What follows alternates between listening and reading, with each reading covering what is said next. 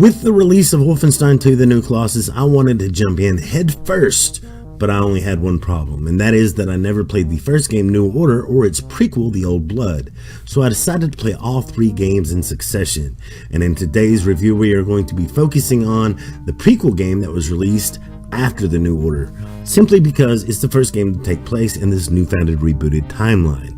So let's jump in. Wolfenstein The Old Blood is Machine Games' take on the Escape from Wolfenstein storyline that has been told over several times since the franchise's introduction in the late 70s and early 80s. id Software made it mainstream in the early 90s when they transformed the series into the first-person shooter that we all have come to know and love today for the first time. Machine Games has done a good job throwing nods to the past of 90s first-person shooters while being able to properly inject some of the sci-fi elements of some of the newer games in the franchise. The game starts off by throwing us into an alternate 1946, and we take on the role of BJ Blazkowicz. BJ and an OSA agent named Richard Wesley are being sent to infiltrate Castle Wolfenstein and obtain top secret information about a top SSS commander in the Nazi regime known as Wilhelm Death's Head Strauss. The plan gets foiled and BJ and Wesley find themselves captured. BJ has to find a way to escape, and in the process finds out that Helga von Schaub's, a Nazi archaeologist, in the midst of unearthing something unholy, simply for Death's Head's orders. This game's plot is simple compared to the other two games by Machine Games, but nonetheless is enjoyable and is pushed forward by a great level design and fantastic shooter mechanics.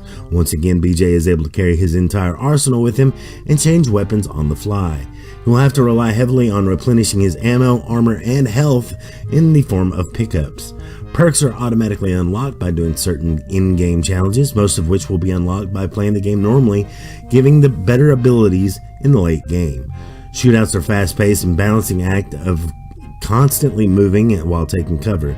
It's never safe to stay in cover for too long, keeping the player on his toes as the foes are pretty good at taking flanking positions. Enemy variety is excellent too. You got your alarm patrol captains, which will call in reinforcements if not taken out stealthily.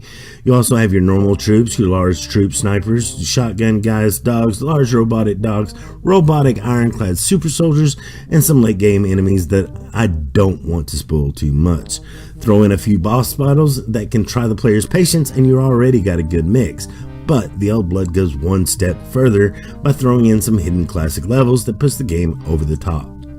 There is a late game plot point that develops that makes the game feel a little ungrounded compared to the first two-thirds of the game.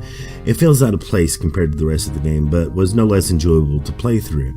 Just takes you out of the story a little bit, and considering the story is less complex than the other two, that can be a big deal to some.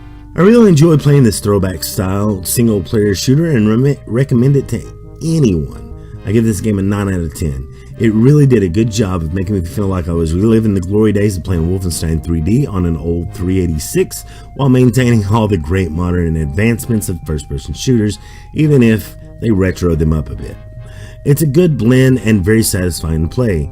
But what did you think of Wolfenstein The Old Blood? Let me know down in the comments. While you are there, don't forget to leave a like on the video, and if you're new around here, please hit that subscribe button for future content. Remember guys that I love your face, and I'll catch you on the flip side. But until then, have a good one.